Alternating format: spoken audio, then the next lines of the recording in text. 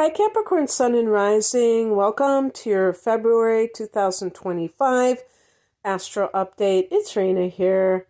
Alrighty then. So, when we're looking at February, we're looking at the first half of the month being Aquarius. You know, the Sun is in Aquarius, and for you, that's your second house of earned income. So, you may feel like you have this sort of money emphasis, and it may feel very good because you also have Pluto there now. And Pluto in the second house can even help you to attain wealth at some point. And you're going to have it there for, 20 years. I mean, it depends on your individual chart, but it's going to be a long time regardless. Even if your second house is actually more like a sliver, it's going to still be quite a number of years. So the other thing is that this is the month before the eclipses are hitting in March. And so it's possible that some things will come to pass before the official dates of the eclipse. And so that could alter people's lives. I'm not going to go into that. I'm going to save that for March, but I just wanted to point that out. So it could be for some people a rather eventful month. But the way that I look at it is that I feel that aside from that it feels like there's not as much happening, like a lot of major transits. So it feels like a little bit of a lull in the action before the astrological new year and the eclipses in March. On the 4th, Jupiter goes direct at 11 degrees of Gemini. This is in your 6th house of health and work.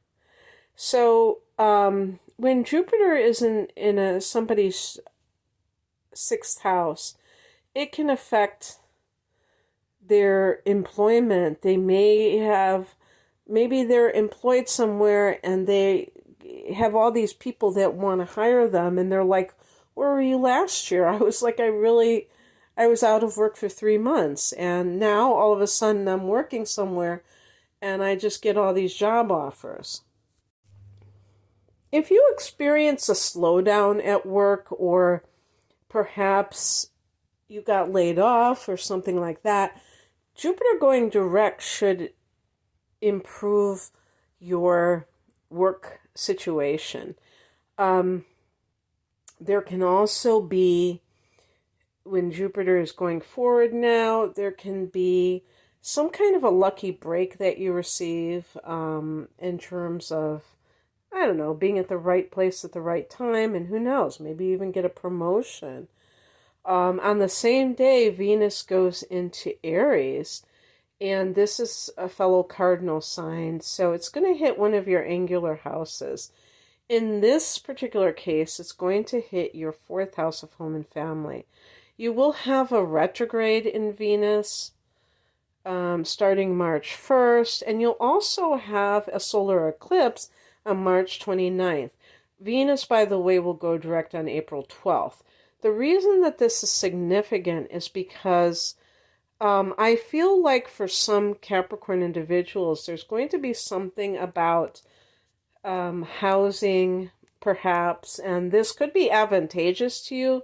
For some of you, this could be very helpful to have that solar eclipse there during the Venus retrograde, because you may get a great deal on a house. Now, they talk about not investing a lot of money during Venus retrogrades, but it depends. It depends on the person's financial status. You know, even if somebody has $1 million in the bank and they put $100,000 down on a house, that's a lot of money to most people. But for somebody like that, they still have, $900,000 left over. So it's all relative. And in that particular case, it's not necessarily that high stakes. It's a lot of money, but they have a lot of money already. So Venus retrograde might actually be something that ends up benefiting you. But I'm jumping ahead. Like in February, Venus is still direct.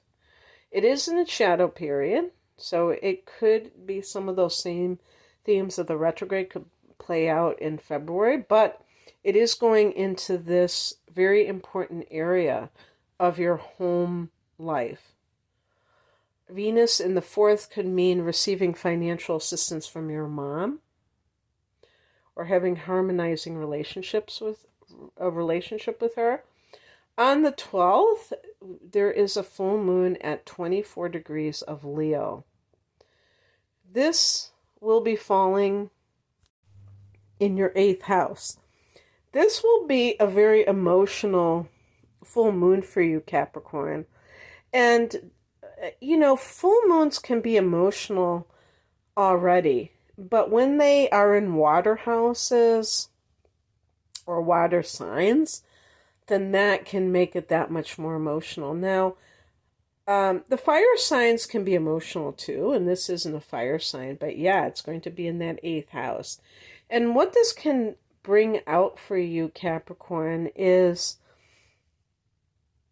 it can make you aware of some of the emotions that you have that are deeply buried inside of you that may be rather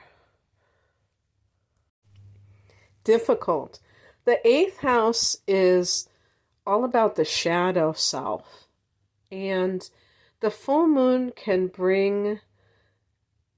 purge this from people, which is actually very healing, but it can be very unnerving at the same time, because sometimes we're not quite aware of how much something has been bothering us. The 8th house can also bring out secrets. So it could be like there could be drama with relationships sometimes with this type of a full moon. And the fact that it's in Leo is significant as well, because Leo is, to me, ultimately, Leo is about pride. And I'm talking about in a healthy kind of way. Or maybe dignity. So, for instance, if you have been tolerating a relationship where you are being cheated on, and you know that you're being cheated on, maybe you're, pretending to believe lies, or pretending to believe that this person, they apologize and that they're really going to change when there's no evidence of it. This can make you aware of your innate worthiness. And it can be very self-empowering, to be honest with you, too. But there can be this, I do think that with the Leo energy, there tends to be drama, because it's a fire sign. And then you have it in a water house. So for you, this could be very emotional. And this is also the house of other people's money. So something could come out with that as well. On the 14th, Mercury goes into Pisces. This is a harmonious angle for you called the sextile, and this will be in your 3rd house. This is a house that Mercury rules in astrology. So maybe you're going to be communicating more, especially with siblings. So there could be like family issues that are coming into your life in February. This could be a very family-connected month. The 3rd house is teaching. Like if you have any kind of job offers, if you're a teacher, you might receive some kind of offer for employment in the teaching field. On the 18th, the sun goes into that area as well, and that could really speak to your goals, ambitions that are connected to 3rd house matters. Also, social media, and certainly with Mercury there could be more activity with social media and blogs and everything like that. On the 23rd or 24th, depending on where you live, Mars goes direct at 17 degrees of Cancer. So that's going to be your 7th house of committed partnership, Capricorn. And this can be an on again, off again ish situation. Like some of these, like even the full moon in the 8th house, I mean, that could be finding out about a spouse or soon to be ex-spouse's money situation. Maybe they were hiding money during a divorce, and you find out about that. Well, the legal battle gets reignited because Mars is direct in this house. That can be legal affairs, but it can also be marriage. And both of those can intersect sometimes when people are getting divorced, right? So yeah, and Mars, this is a big deal for Mars to go direct, even though it's going to take its sweet time to get out of it, the shadow period until, the beginning of May.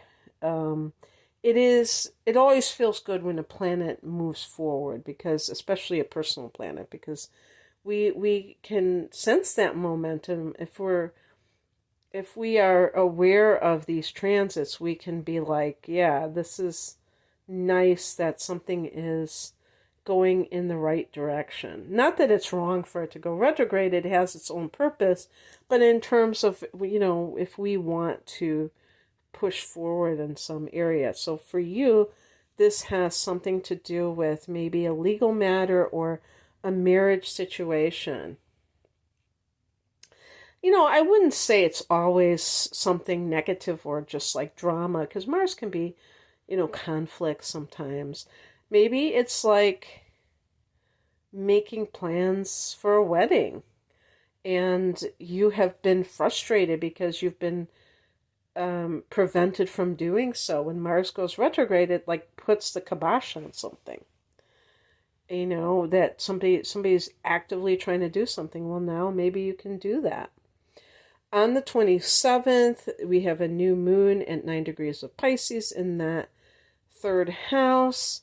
So again, that's why I was saying, if you are a teacher, this could be like a new gig, maybe you, with Mercury here, you're talking to an employer about in a school.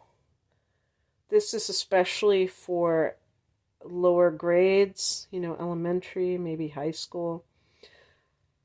Or maybe you're starting a new writing project, or starting a new blog, something that communicates to others. Okay, that's what I have for you, Capricorn. I hope that this resonated, and if you would like a private reading, please click on the link below to find out what I offer.